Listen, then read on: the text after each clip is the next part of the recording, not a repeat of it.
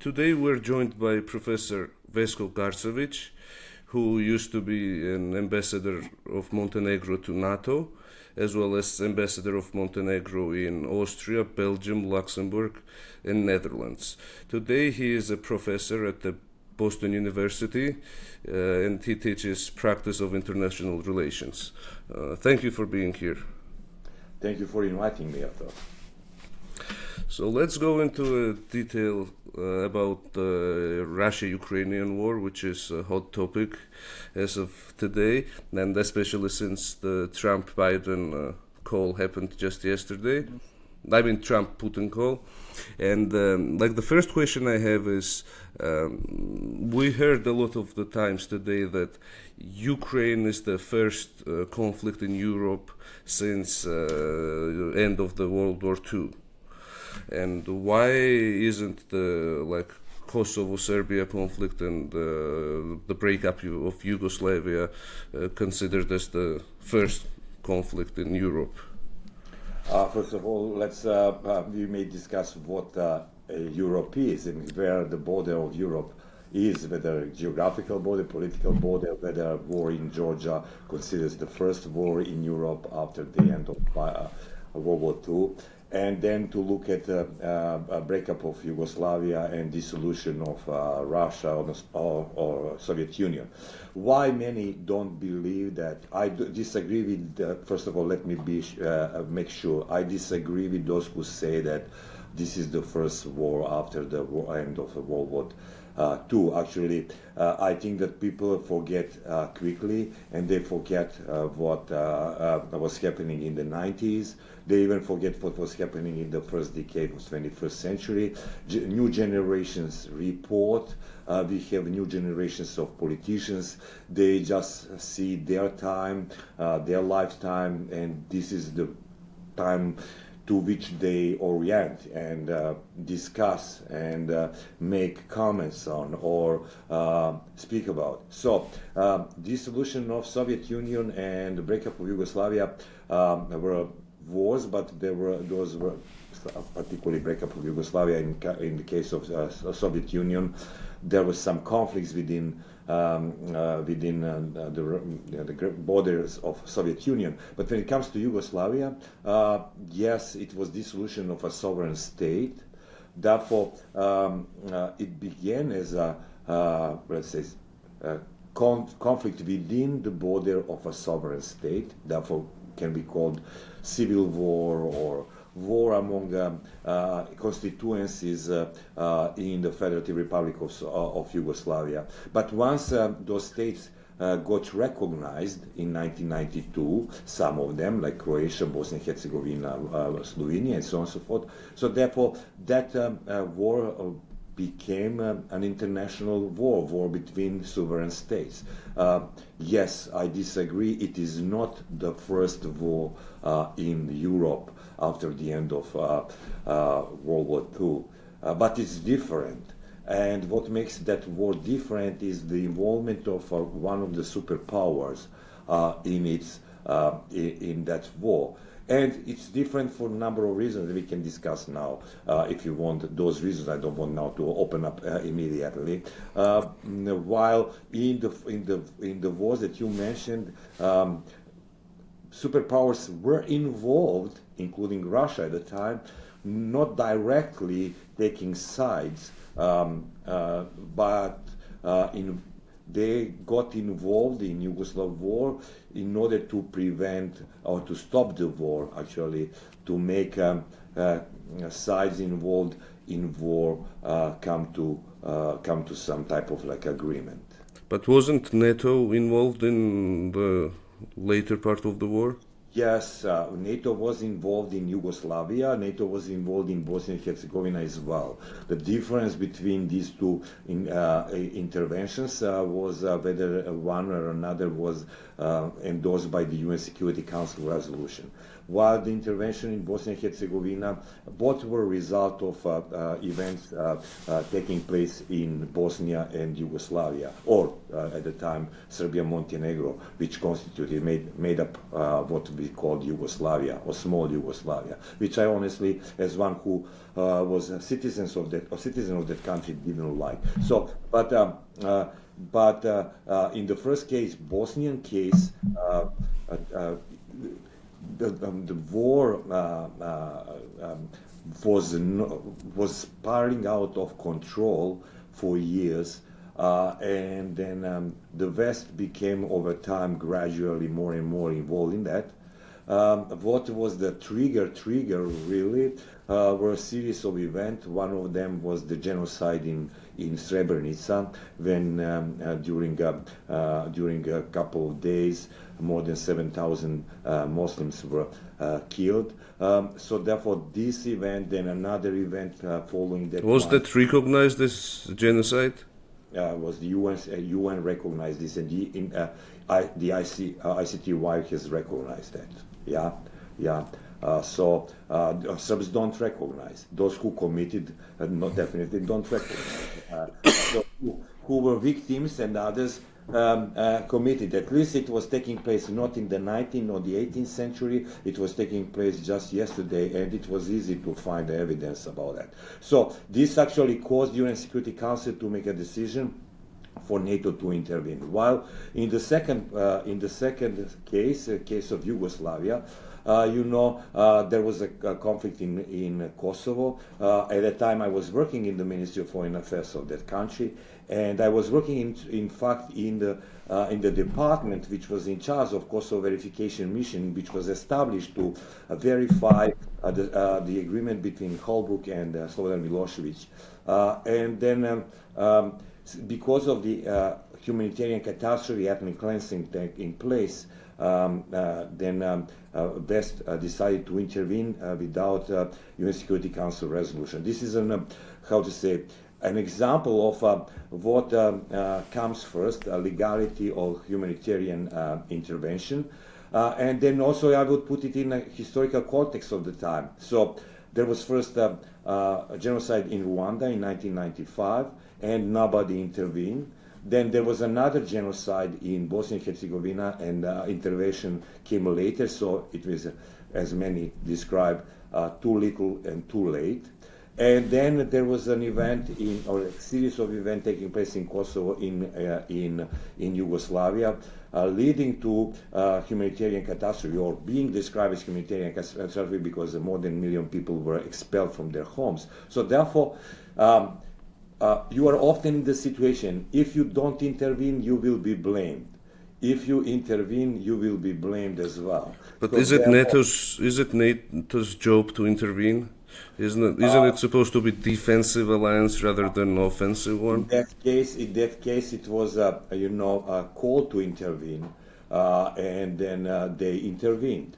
So therefore, as they intervened, they were called to intervene, that they intervened. We can discuss this issue from, I think that whether NATO intervened or somebody else intervened, it's maybe less relevant in this case than whether intervention was sponsored by the UN Security Council resolution or not. That is the main issue. Whether this intervention constitutes a violation of international legal norms, or yes, it violates international legal norms, but in fact it is prompted by grave humanitarian catastrophe, and therefore moral cause actually supersedes legal norms. And I would tell you that legal experts, I'm not saying now about politicians, I'm not saying about those who were involved in this, like I say, orchestrated or intervention or not.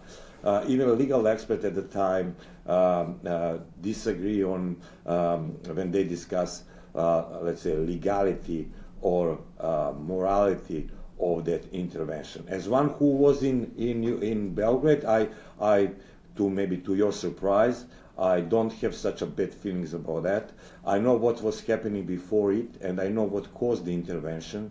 I was, as I said, working in the Ministry of Foreign Affairs. And I know the nature of that regime, and then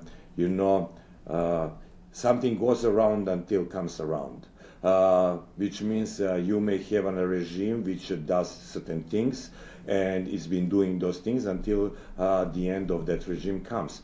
So sometimes the end is one way, sometimes the other way, but I have to say that that said, the legal question mark about legality is still there.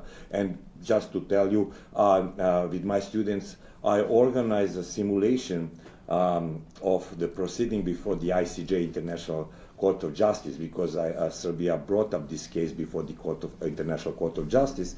And I organized a simulation in which I try to be, I play no role, but students play roles. I separate them into two groups, which means groups representing NATO, a group representing Serbia, and I want to see what type of argumentation and what type of research they're gonna make to present their cases. Very interesting to very interesting to listen,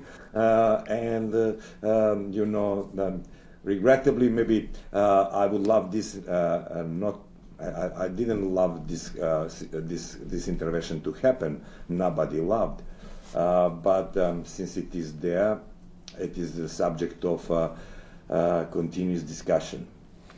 And usually, from what I observe, NATO doesn't support separatist movements, and US especially. Like, for example, in Ukraine, they do not support Crimea in those regions, and yet in Serbia-Kosovo war, they supported separatist movement from Kosovo. So what's the reasoning behind it? I would say this is not to support, because they didn't support them in that way. The Kosovo independence is different because it was a result of a dissolution of Yugoslavia, and that it would again bring us to the discussion about the legality of that case. That case cannot be compared to some other cases, because cannot be compared to, I don't know, Nagorno-Karabakh, cannot be compared to, I don't know, Eastern Ukraine, cannot be compared to Abkhazia, or so on and so forth, because you have to understand how Yugoslavia was operating, what constituencies of Yugoslavia were, and what position within that Yugoslavia Kosovo was, and then also how the precedent was set by dissolution of Soviet Union and dissolution of Yugoslavia, when by the 10th Commission, which was at the time created and was made up of a legal expert, international legal expert, to oversee the situation and to come out with the recommendations how to how to address the dissolution of Soviet Union and dissolution of Yugoslavia.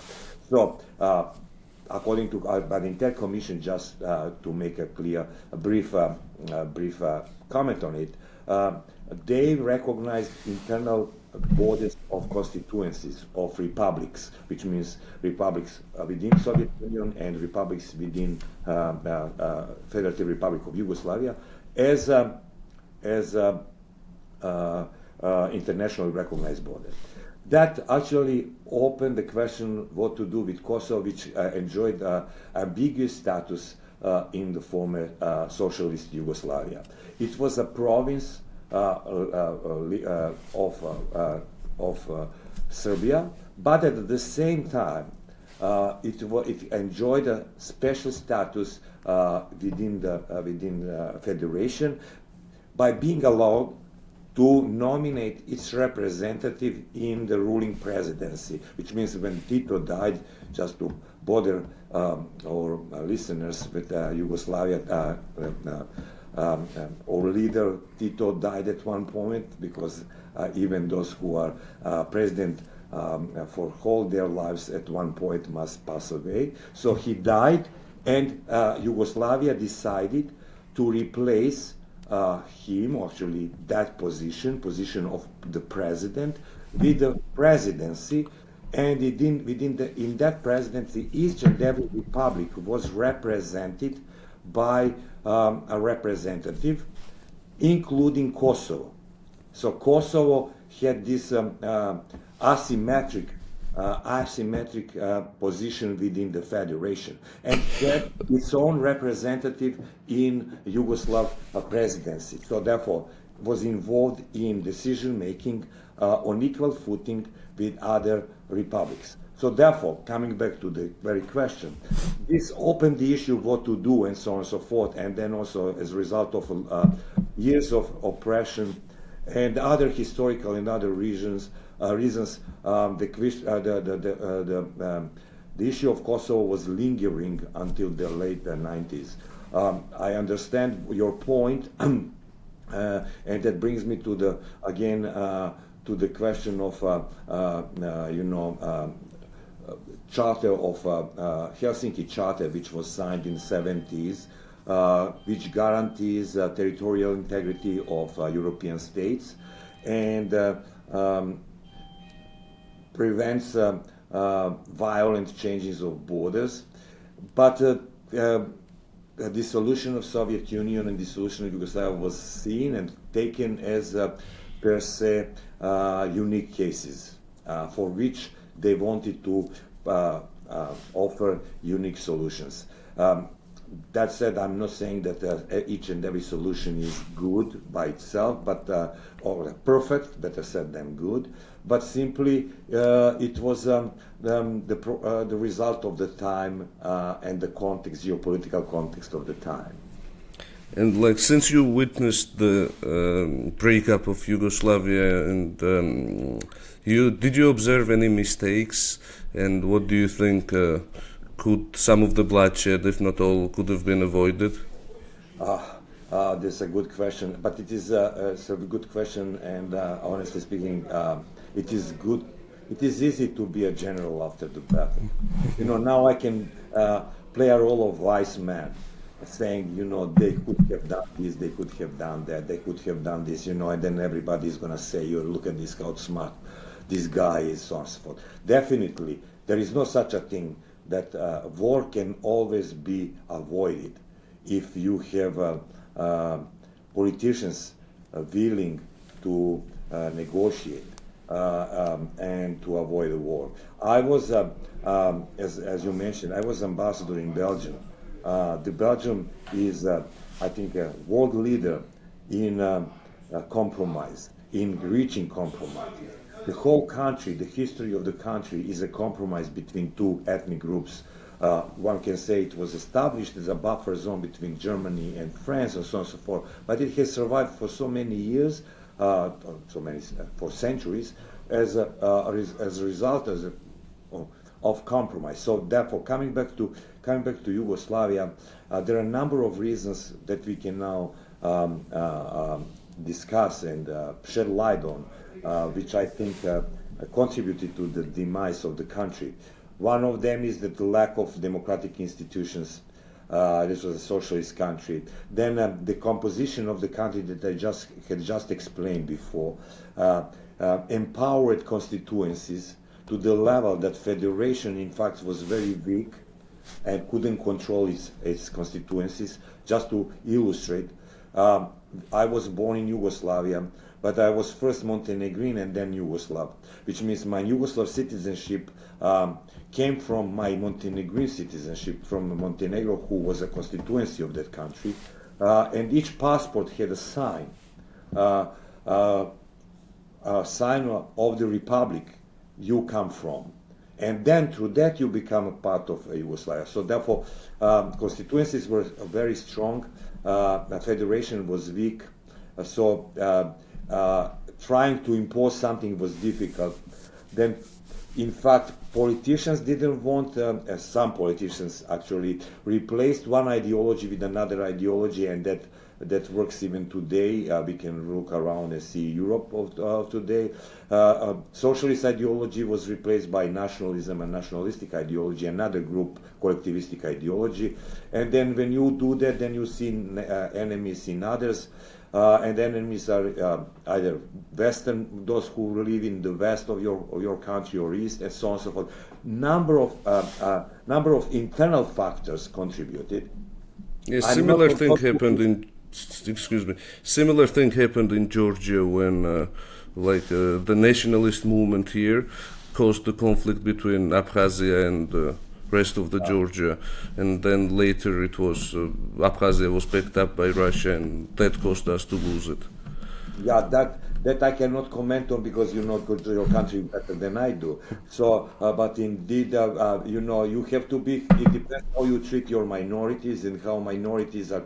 How minority also, when they are majority, treats their minority group. So it's a very complex issue. I would say it's a relic of socialism, and it's a relic of collectivistic political system, which was not based on institutions and democracy, but based on the rule of one party, one man, or whatever. And we see this lingering in Eastern Europe until now.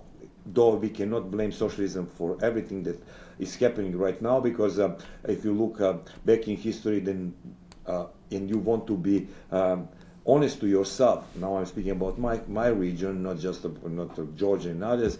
This is the history of authoritarianism, history of people who came to power to stay in power for the rest of their lives, weak institutions, parliaments that just mimic democracy, and so on and so forth. So therefore, it is very difficult to transit from that mindset or to that political thinking towards something, let's say, full democracy or parliamentary democracy, call it as you like.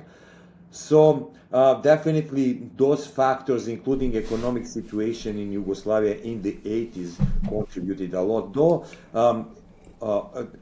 at the end of Yugoslavia, at that very period, last 3 years, economically were very good. I remember that because I was young. One can say also that the West miscalculated and had a wrong perception of what's going on in the country. That coincided with the end of bipolar world and the collapse of Soviet Union. So for them, was more interesting to look at let's say Poland, Czech Republic, Czechoslovakia at the time, Hungary and others, than Yugoslavia, which somehow was perceived as already almost associated with the West. So difficult time, almost forgotten, almost forgotten. Thank you for bringing it up. Yeah. And what do you think about Ukraine? What caused the war? How it started? Could it have been prevented? And what's the role of NATO in it? We can speak also around this. I know that you can blame NATO for, or some blame NATO for this, but I will give you some facts about that. First of all, the creation of Ukraine, modern Ukraine. Creation of modern Ukraine and participation of countries which actually violated its sovereign rights and national integrity. National integrity. When Ukraine was created in Budapest, 3 countries were guarantors of its territorial integrity. One of those countries was Russia, another was the US, and the third was the UK.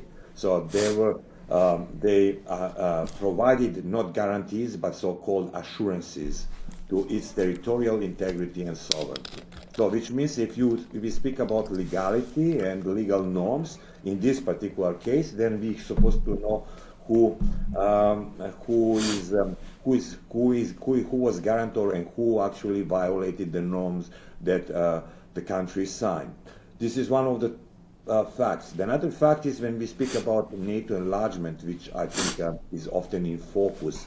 There are 2 things. There's a facts that you can look at them, and there is also some, urban legends. One of the urban legends says that somebody has promised Gorbachev, that NATO would not expand, so on, so forth. I think that was released in declassified documents. No, if find that document and present it. If you find the document, I will give you $1 million because nobody has found the document. And even you can, if you just dig a little bit, then you will find interviews with the Soviets at the time, diplomats who were present during most of the negotiation with the Germans and with the West. and who cannot remember this. This doesn't exclude that something was promised or was said during meetings between just, for example, Gorbachev and American president. And otherwise, why would Russia Soviet Union allow the... They needed money. They were in desperate situation. Economy collapsed and money came. Investment came right after that. Yeah, but like a team up between Germany, who twice almost conquered and destroyed Russia, and United States, that's such a big power. Why would any sane leader allow that without any reassurances? One can allow this if it is in need. If country is in need, if country will collapse anyway.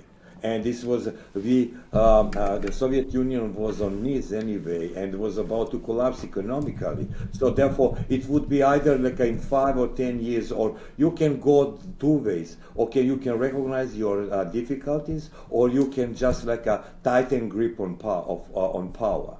So therefore, tightening grip on power didn't work, because it was a solution for a couple of decades, but after a couple of decades, this didn't work anymore, because this anywhere, in any situation, cannot provide a lasting solution. So you have to deal with what you have at your hands. And if you don't have good cards at your hands, then you deal with cards that you have, and you try to strike a deal as better as you can. And if you are in need for money, in need for investment, in need for, then you will do that. And then you will try to make something good out of it. In fact, at the time, nobody challenged that on the Russian side. This story about promise, not fulfilled promise, came up later. Came up like 10, 15, 20 years later after that. 90s, for at least those who remember and who lived the time, were not remembered for that. It was like a explanation of the time in retrospect that came with 21st century. The first time that Russia opened the question about expansion was in the late 90s. After this agreement in 1995, when Ukraine was created. By 1997, let's say, before signing this act with NATO, Russia wanted to see itself as a part of solution rather as a part of problem, wanted to cooperate with the West in the crisis like Yugoslavia and so on and so forth. So in 1997, when they signed this act, and that can be found, you can find it on the internet and so on and so forth, and I will tell you who negotiated an act on Russia's side. It was Primakov, who was not a dove, who was a tough guy when it comes to Russian nationalist interests, and who was in fact one of who created a doctrine which Russia pursues nowadays in Middle East. So therefore, he was negotiating this agreement and was presented back home in Moscow as a success for Russia. And then Russia didn't react with the first, wave of enlargement. Didn't even react with the second wave of enlargement. In fact, before second wave of enlargement, 2004, this Big Bang, so-called Big Bang, Russia, and just a year or 2 years before it, I think 2002, if my memory doesn't cheat me, Russia and NATO created NATO-Russia Council. If you just look at, and I can provide interviews and statement of President Putin at the time, including whether Ukraine should be NATO member, you would be surprised to see how he was very positive about that. And he said that it's Ukrainian people to decide what their future should be. How much can NATO expend? Like, isn't it enough? Let's put it this way. What is the purpose of NATO today? Like, it was at the beginning, the idea was to protect Europe from Soviet Union, right? No. It was, but as long as member states want to have this alliance alive, it will survive. Just look at this as a business partnership. If you have a business and business works well, would you actually give up? May I ask you, would you give up? Would you give up something that has proven it's? Would you give up something which actually gives you a status that you would like to preserve? Who would give up something that is? Okay, let's turn it around. Let's say Russia, and like we had an example of it a couple of decades ago. Let's say Russia wants to build a military base in Cuba. How does US respond? How did they respond during Cuban Missile Crisis? Why is this different? You speak about the time of bipolar world and the time which Russia wants to come Yeah, but back. Monroe Doctrine exists still to this day. But Monroe Doctrine existed, you said existed. And now this is what actually Russia wants to bring back. They want to bring back sphere of influence, by which then if you belong to a small country, no matter how big it is, it can be as big as Ukraine, the second largest country in Europe. And if it is small, then it is not your business to decide about your future. Do you want as a person to be in charge of your future, or you would like somebody else to decide about you? US does the same. You know, then you are to decide. If you want to decide, therefore, let's speak about this one. If you, for many of us in Eastern Europe, Russia is the same for what the US is for Central America and Caribbean. So which means we don't want it to interfere in total affairs. And it's been hanging around for centuries without asking us what we really think about its involvement. It is what the US has been doing, and then you see how countries from Central America or Caribbean are pushing back, not wanting this American influence or interference in their affairs, which causes sometimes troubles, sometimes brings some strange people to power who are authoritarians or who are military people and so on and so forth. We can see, though, you know, each region is specific, and I personally avoid drawing parallels between nations, peoples, their histories, and regions, because each of them has unique history and should be seen as unique. So therefore, but nevertheless, this idea of sphere of influence, which Russia loves and wants to bring back, and in all likelihood is going to be brought back for some in the near future, and how long will last, this is another question. But this definitely then gives the right Russia to intervene in, for example, Ukraine, even if Ukrainians don't like it, as U.S. Takes that right to intervene in other parts of the world. Yep, like in 2010, for example, all the polls conducted showed that most of the population of Ukraine didn't want NATO. Yeah. But then that's you are true, and Ukraine didn't even want to join NATO. That this was not part of a negotiation between NATO and Ukraine. If you look through documents, if you just dig documents, you can find them and you can see this. The idea of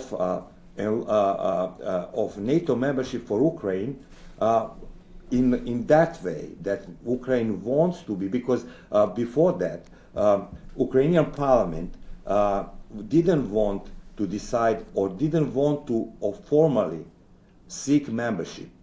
The membership for the first time was sought or applied for several years ago. But for the first time, when the turning moment in this story was annexation of Crimea. After that, Ukraine actually wanted to join NATO. Before that, Ukraine had the same, if you just compare documents, the same status in terms of in terms of a cooperation, like let's say Serbia, which has no intention to join NATO. There was something more on Ukrainian side. There was also council of cooperation between NATO and Ukraine, but NATO-Russia council also existed. Ukraine wanted to get a map but never got it, like Georgia, which got a map but never got membership. So Did Georgia get map?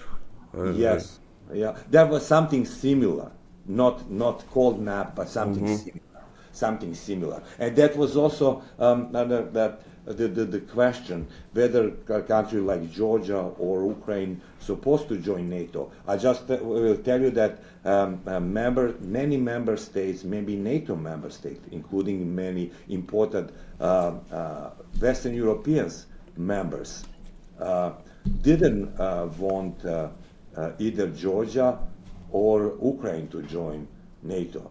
So this was more like in Georgian, as I said, case more than in Ukrainian case. Georgia actually, at least at that time, I'm not speaking about nowadays, at the time, had seen itself on a track to become a NATO member, was never told by, let's say, countries which didn't like this idea not to proceed further.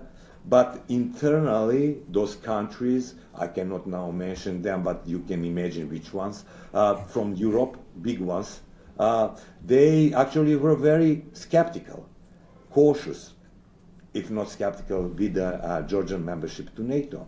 They were even more skeptical with Ukrainian membership. But Ukraine at the time, at least from my point of view, played smarter than Georgia. They didn't want to go so far to ask to apply for a map, because they were very much aware of division within Ukraine, and that a big section of its population didn't want membership.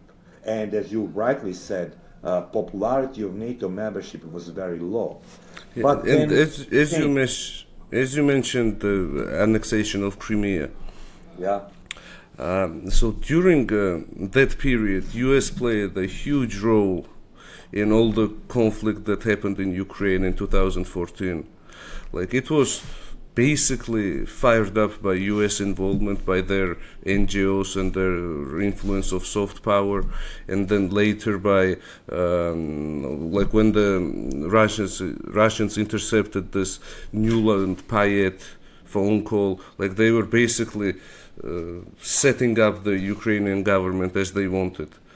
So, like, I would not say this was NATO. In fact, I said U.S.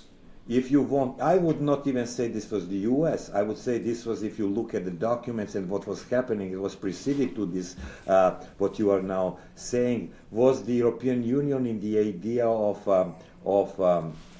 extension of European Union, or signing a document of cooperation with countries from which Russia saw as their, let's say, immediate neighborhood. And they provided this document. Actually, they presented document to the Ukrainian government, wanting them to sign the document or not. I mean, to join this neighborhood policy, to become But part Victoria of this. Yes. Nuland was U.S. Undersecretary. How Yes, is at the U.S. not time, but you involved? speak about something which happened later. This happened when the conflict already broke out. I'm speaking about what happened before the Maidan Revolution, before this happening of the people, call it as you like.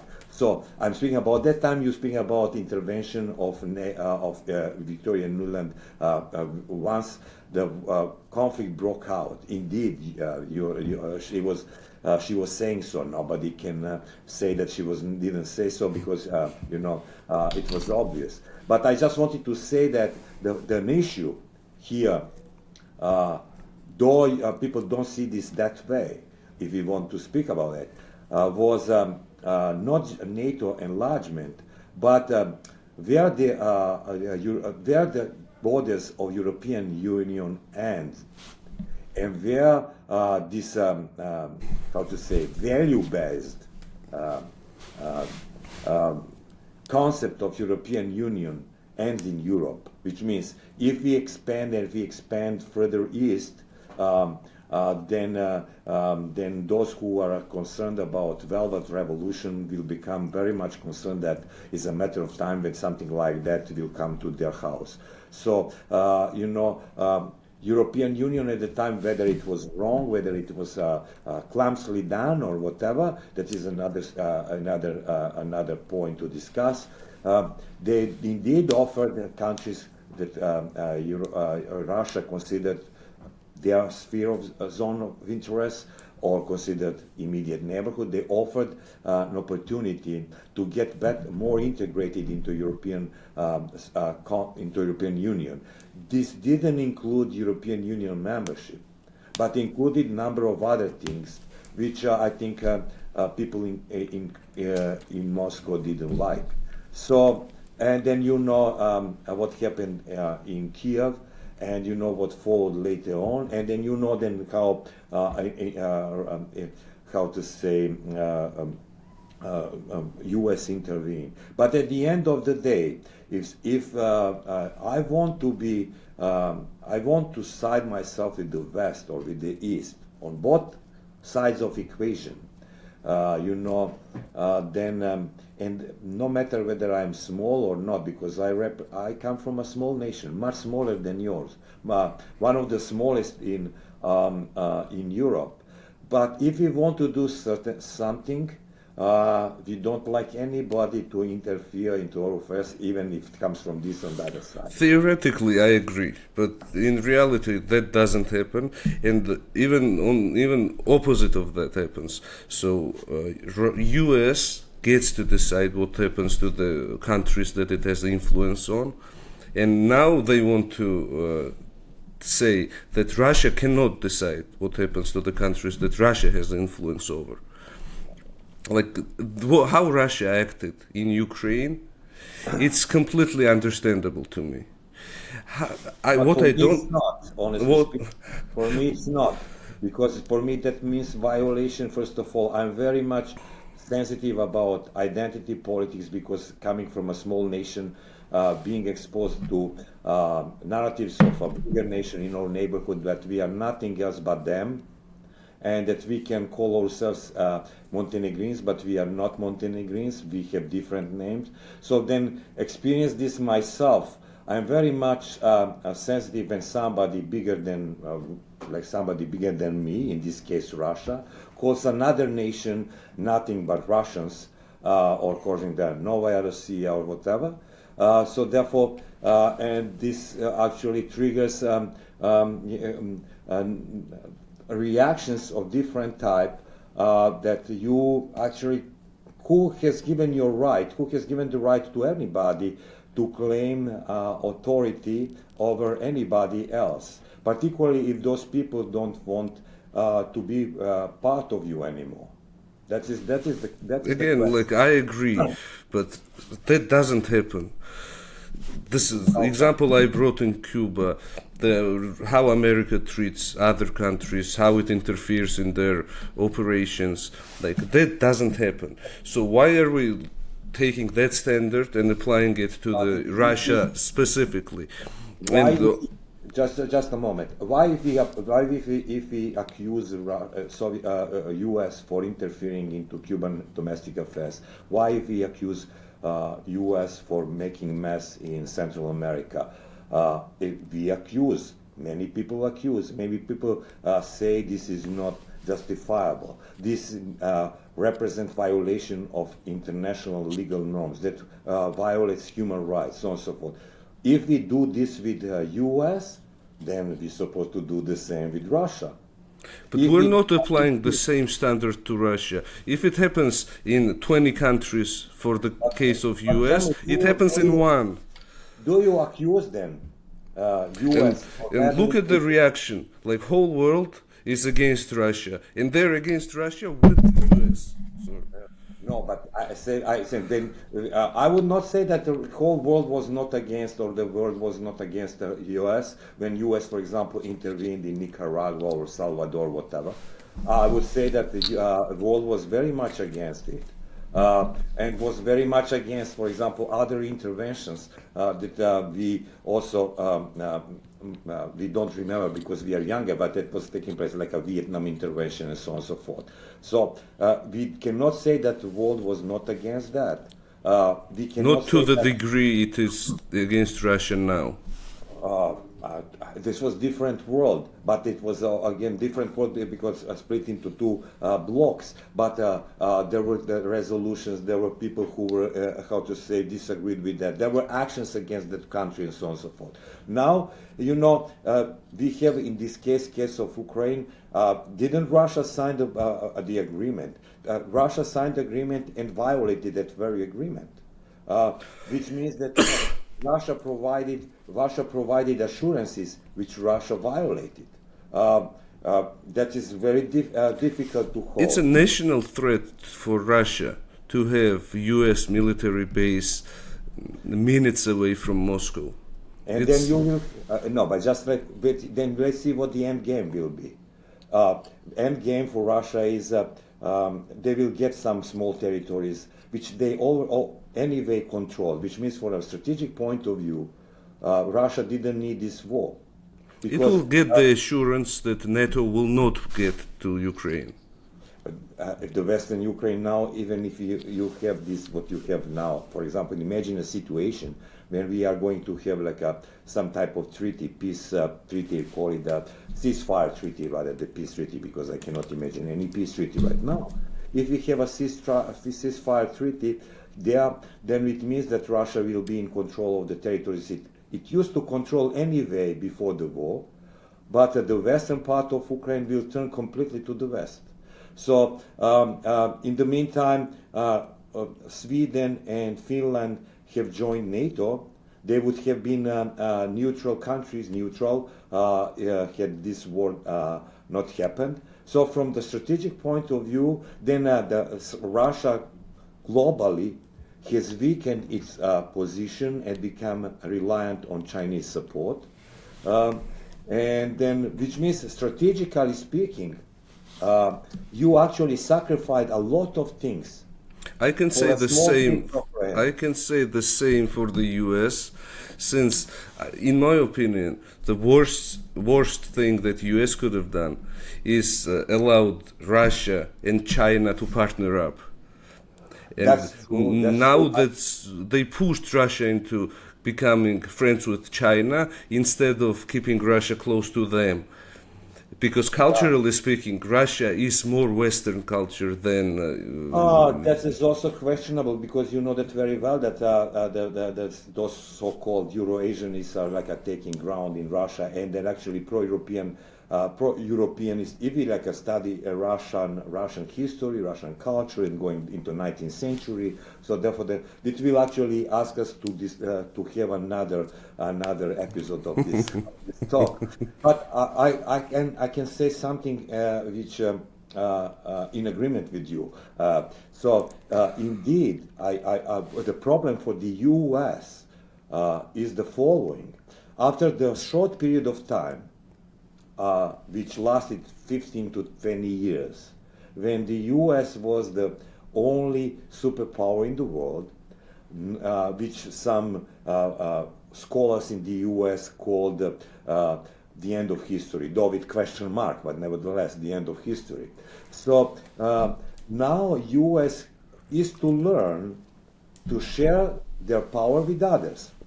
So then we are living a very interesting, from that perspective, very interesting period of, let's imagine this, the end of bipolar world, though it means it happened in our eyes long time ago, 30 years ago, but 30 years ago in history is just yesterday. So it was a big earthquake. What we have after a big earthquake, geopolitical earthquake, is a series of small earthquakes. To actually settle down the soil. And we are now living that period of smaller geopolitical earthquakes, in which somebody who emerged as the unchallenged superpower is to learn to share their power globally with others. Not just with Russia, not just China. There will be other powers which will be challenging all these trees. I would say, for me, the biggest challenge of our era, more yours than mine, because I'm old, you are yet to live, hopefully a happy life. So is that we are living, in fact, the time of weak powers. And those weak powers want to appear stronger in global relations, in global affairs than they really are. Each of them have some inherent problems. And each of them is dealing with those problems, dealing with, how to say, struggling or dealing with the challenges, and is not so successful in dealing with it. This includes even China, though their problems are not as visible, for example, Russian or American problems, so internal problems. So, and they want to project themselves globally as stronger as they really are. And that can, if we are political theorists, and if we learn a little bit from history, that can bring lead us to a very, how to say, difficult time at the global level. I don't want to sound as pessimistic, but I agree with what you said, that in this strategic calculation of the U.S. strategic calculation, the last thing they wanted to happen is this to couple Russia and China. Indeed. And what do you think? Could this war have been avoided in Ukraine? But I told you that each war, I just mentioned before that each war could have been avoided. Could have been avoided on both ends. Okay. Should it have been avoided? I would try to avoid. No, it should have been avoided by there was an issue since we started off with the NATO enlargement, and we didn't somehow end this story. An interesting point to keep in mind, which actually was like a turning point in the Russian perception, was in 2008. Not because of the war in Abkhazia, but also that was an element of it. But it was the time when Medvedev proposed on behalf of his boss, proposed a concept how to reshuffle European security architecture. So, and that was for me, in fact, a critical point, rather than NATO enlargement before that. In fact, Russia tried this twice. Once, when right after the end of bipolar war, when they tried to use Organization for Security and Cooperation in Europe to replace NATO, to replace Warsaw Pact, and to become like a overarching organization that will provide for cooperation and security in Europe. That didn't happen. It didn't happen for a number of reasons. First of all, I think that Russia didn't formulate this idea well, but also was not at that level, which means so powerful to make this happen. But then they tried again in 2008, and this plan proposed by Medvedev was not seriously taken into account by European and American, let's say, partners. Then what happened, and then war in Georgia deteriorated this relations between two of them, two blocks. Let's say call them blocks for the sake of for discussion. What happened later? Obama came and they tried to, and then he tried to reset the relations. If you remember, he pressed so-called reset button and so on and so forth. But this didn't work. I would say today those were the years, if we can speak about whether this war could have been avoided. 2010, 2011. This period between 2008 and 2012 were critical to avoid the war. This was critical because there were some signs from both sides of willingness to find a common ground. I would say it had more to do with the Western insistence on like a democratization of Russia, and then the human rights issues in Russia, rather than like NATO expansion, because it was something painful in Moscow and indeed, I would say if one wanted actually to somehow to look at Russia as a strategic partner from DC point of view, if one wanted to see this that way, that one should have simply put this on hold for some time, not to insist on those painful issues dealing with Russia. Let's focus on issues that are of particular importance, as they try to focus at one point, like a fighting terrorism, and then doing some things together and so on and so forth. I think this was a critical moment, and then that moment was missed. And then Yeah, like several Ukrainian officials have said that, like 5 days after the war started, they were very close. 2014 or 2000? I mean the most recent one. Yeah. They were a couple of days. They were like a couple of steps away from reaching an agreement with Russia. And then leaders from UK, Boris Johnson and Biden administration, they didn't quite allow them to reach an agreement. I cannot comment on it. Honestly speaking, I'm not aware of it. I'm not aware of that somebody was trying to get in touch with Russia at that very moment during, at the beginning, or the very outset of the war, 2022. I was aware that there were some attempts after the annexation of Crimea, after 2014, there were some attempts to find some type of like a common denominator between Ukraine and like in Turkey, it happened like the meeting and the negotiations in 2020. Yeah. Turkey wanted to play a role of mediator. I remember that. This is what I know from media, that Erdogan wanted to capitalize on it by playing a role of mediator between them. And being supported by very influential people who are not maybe in power in Kremlin, but influenced people who are in power. Indeed, but I didn't know, honestly speaking, what was happening below radar. I can buy this because I can send some websites. I trust you. I'm not now challenging you. You know, the things once the war begins, you know. Once you have sent troops, once you have your people on the ground, then the whole process gets another dynamics, and then wars have their own dynamics and their own rules. We think that people who indeed you can decide to wage a war, you can decide to send troops and so forth, but it's not easy to get out from the war as people think. You cannot just simply say now, okay, I give up.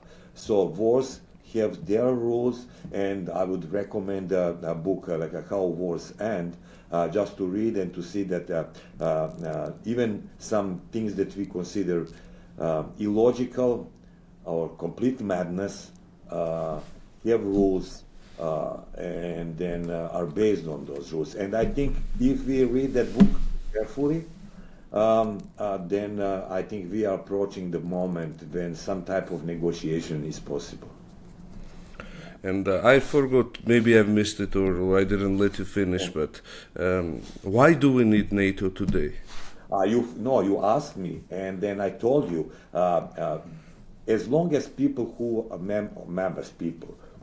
are members of states, countries who are members of that organization want to be part of this organization, you cannot change its existence, because it is up to members to decide. If my country wants to be NATO member and think that it is beneficiary for it benefits from being NATO member, so you cannot challenge this. What you can do is create another organization which can be more effective, more popular, and attract countries to come. Like, we can speak about, if we now speak about the global affairs, if we can just for a moment look at this, we can speak about several realms that exist in global affairs. And if we can just pick three of them, one of them is security, another one is political relations deals with political relations between countries, another one is economic relations between countries. U.S. is still leading actor, the most powerful global power in the security realm, and is a security provider, which many countries want to challenge, including Russia, including China. But be honest, they are not capable to challenge this yet. When it comes to political realm, this is where we see the competition, and we actually have discussed this so far. Most of our discussion actually focuses around that realm because it is most visible. It is where countries actually compete over who is going to be seen, perceived as a global power, how I posture myself in global affairs, how I make my interests be understood, accepted, including sphere of interest and so on and so forth. So, and this is where we see like a very interesting situation where, as I mentioned before, U.S. has to recognize that it's not sole and only in global affairs as it used to be. The third, even more interesting, is economic realm, where China, in fact, emerged as the biggest challenger, at least at one moment. I don't know whether China is going to sustain this. Is also maybe for you to discuss with somebody who is more, how to say, more versed in economy than I. But nevertheless, you will see how then in that realm, which many see as the weakest point of U.S., then even the U.S. allies, those who enjoy U.S. security protection, where countries in which U.S. provides for security, like Saudi Arabia, United Arab Emirates, something, and a couple of others, even those countries are willing to shop around and enjoy, for example, BRICS or other organizations created. Whatever we think about them, they are there, they're around, and they actually are gaining popularity among some countries. Therefore, coming back to your question about NATO, if you create an organization which, like BRICS, will gain popularity, and then all of a sudden countries like mine and, I don't know, let's say Hungary, wants to actually leave NATO and joins that club, this is the life, yeah. But what is the purpose of NATO today? Like, why? What does it do? The purpose of NATO is to provide security for those countries who are members of NATO. And from who? Who is the threat? Any threat. If you think that you can actually, when you actually want to insure your car, you buy insurance, you don't see threat at that very moment, but you buy insurance. For us, for a small country like mine, this is an insurance, because after the war I never thought about the war in Yugoslavia, but it happened. You never know what may happen in the future, and then you want to be insured. Maybe in our case, maybe we want to insure ourselves better. We don't want to be integrated or incorporated back into Serbia, and we wanted to insure ourselves from that. So, which means it's not necessarily about a big one like Russia, because Russia cannot come to us, or can, but in a different way. But it's more about how we, who decided to join that club, feel about that club and what the club can provide for us as members. So nobody will, how to say, impose anything on you. If Georgia, for example, doesn't want to join, let them be who they are. Let them be outside of that.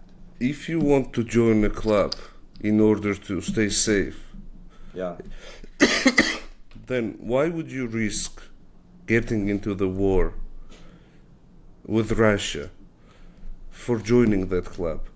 Like, the whole purpose of it was to avoid war in the first place. Yeah, but there is something called deterrence. You also want to build up your capacity in order to deter a potential enemy. So deterrence works on both sides of the equation. Deterrence works on the side of Russia. It is why Russia wants to appear strong, in fact, to deter the West from or NATO from further enlargement, if they see this as that way. So you want to become a NATO member if you are weak and you have no capacity to deter, because through that organization you will be able to deter. That's you are right. There is always like if the organization is based, any organization, including this one, which is security and political security organization, based on reciprocity and then support among members through Article 5. So then you receive support, but you have to be willing to provide support to others. That support not necessarily means that you have to provide troops, but you can provide other means of support. You know, the fact that Iceland has no army, but is a member of NATO, speaks about that. Speaks about how you can provide support to different type of support. They cannot send troops, but they can provide different type of support. Honestly speaking, for at least from my personal perspective or perspective of a country I came from, this bottom line is that I would rather see myself and my country teaming up with Sweden, Iceland, Luxembourg, Belgium, and countries like this than some big country in the east. This has something to do with history and so on and so forth. And that said, I don't say that everybody should be thinking the same way and should be doing the same way.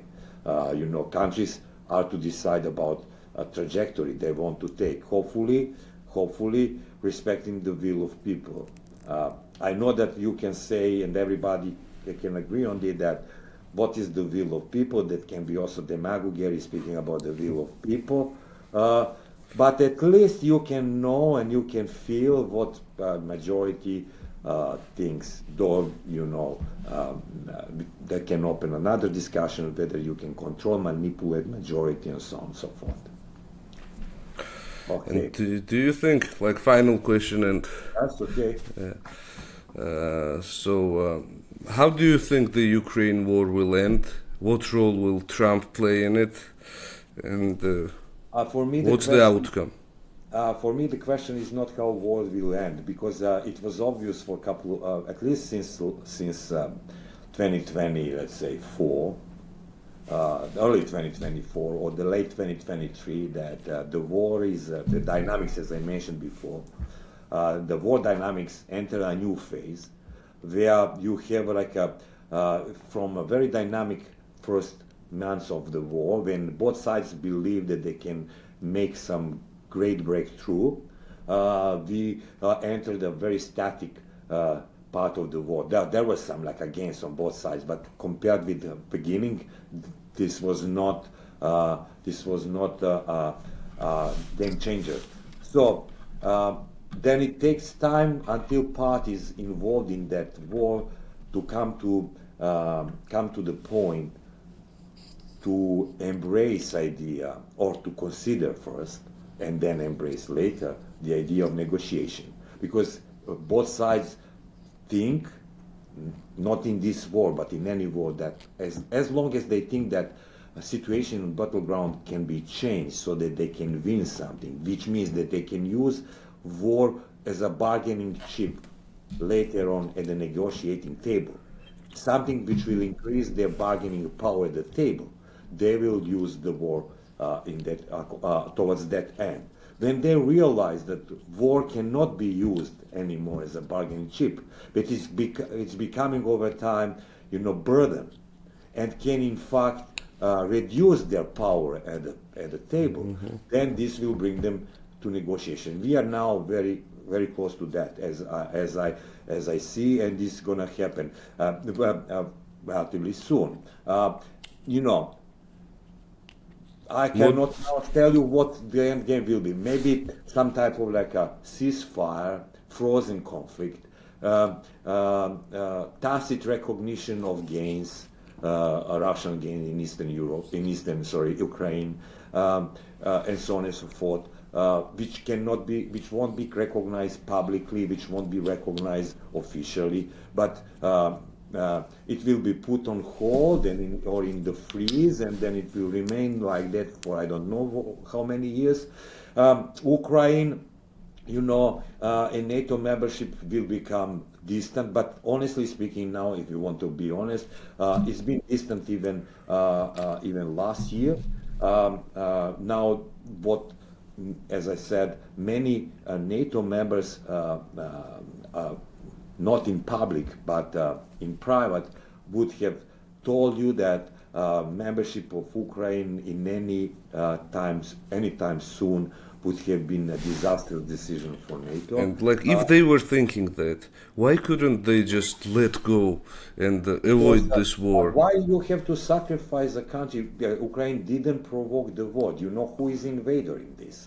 Why you have to? U.S. provoked the war. Ukraine is a victim in all of this. That's the point. That U.S. provoked the war? I'm not sure that U.S. provoked the war. I think that U.S. has nothing to do with this. But this is also part of the perception. You can always think about Ukraine as being part of Russia, and you can also talk to Russians who think differently. And then I'm sure that you have read an article, at least article signed by Putin, though I don't think that he wrote this article, this essay, about how published in June or July 2021, in which he says that Ukraine actually is part of Russia and nothing else than Russia, and then so on and so forth. So this actually was an announcement of the future war. I would say what actually is more important, I know for Ukrainians, is the most important how this war will end and what will happen with the country. But for Europeans, for Europe, is the most important or relevant to think about what comes next, what type of architecture and how stable that system will be. I cannot imagine anything stable in years to come. I can imagine some very shaky multipolarity, let's say, in Europe.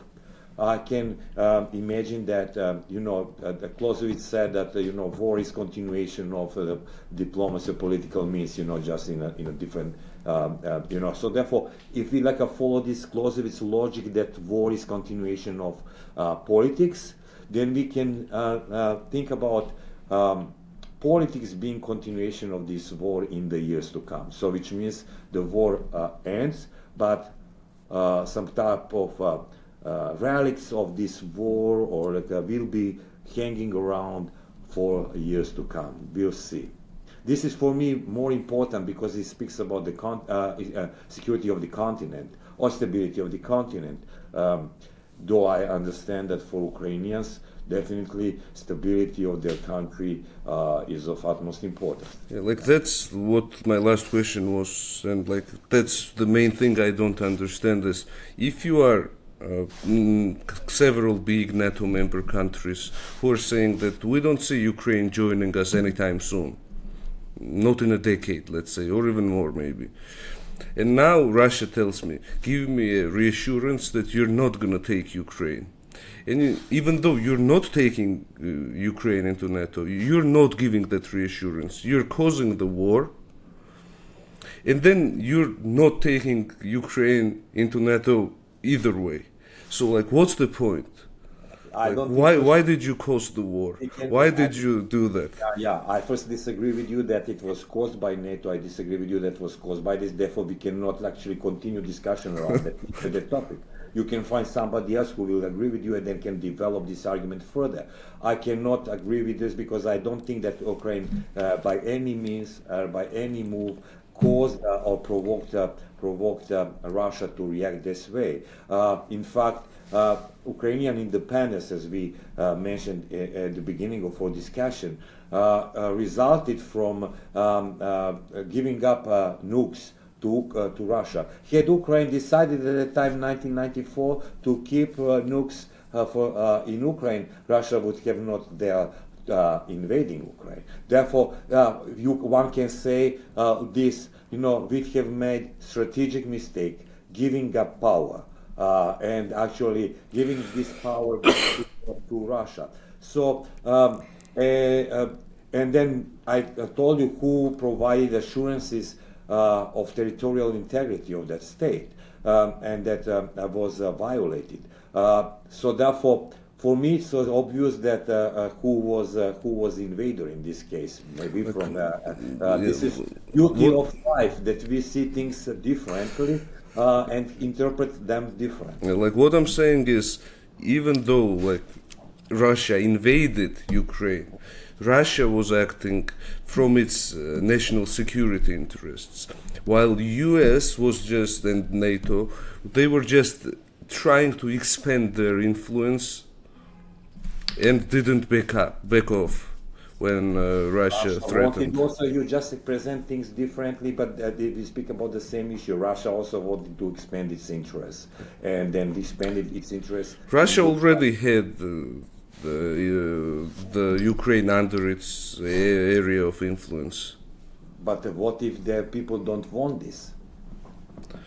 What if people don't want to be part of that sphere of influence? What if Cubans don't want to be part of American sphere of influence? Well, America is gonna use nuclear weapons. No, it's not gonna use. That's what Kennedy said. You didn't use. This is also, didn't use that. I don't.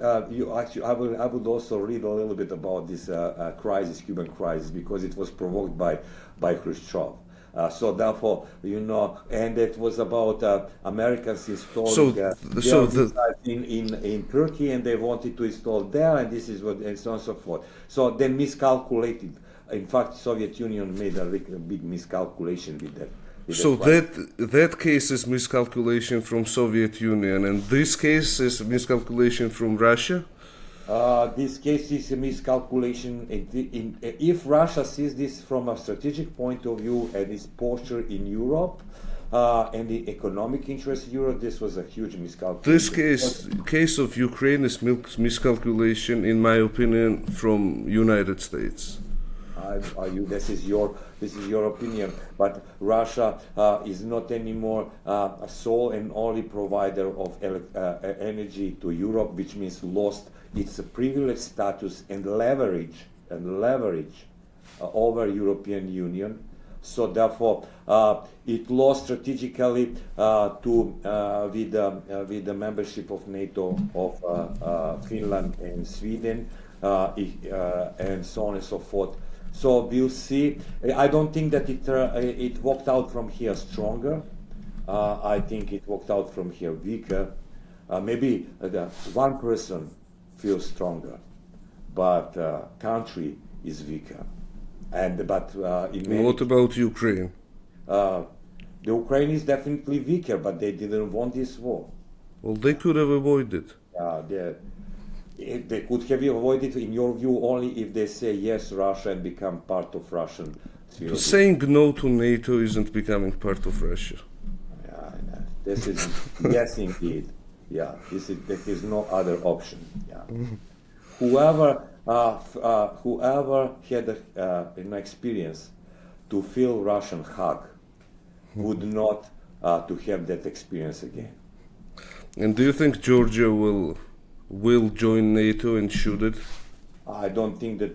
First of all, let's say, if I am a politician, I would say it's up to Georgian people in Georgia to decide about that. But as we mentioned before, it was difficult at the time, which was better for Georgia to join than now. Even at the time was difficult for Georgia to join. Now I can't predict this happening anytime soon, if ever, honestly speaking, because I don't think that, first of all, there is another issue with Georgia. Even if we assume that the situation is almost perfect, so then you will have a country which is 1,000 miles from NATO core states being exposed and then willing to be protected, which is difficult to provide. Then there are other factors you know well, and I don't think that if we speak realistically, you never know, things may change. And never say never. So, but if you want to speak from at least from how things look right now and stands like now, then for me it would be difficult to imagine that scenario. Okay. All right. Thank you for being here. I really enjoyed talking to you. Very interesting conversation, and I wish you all the best. I wish you to continue with your series, and how to say, stay in touch. Thank you.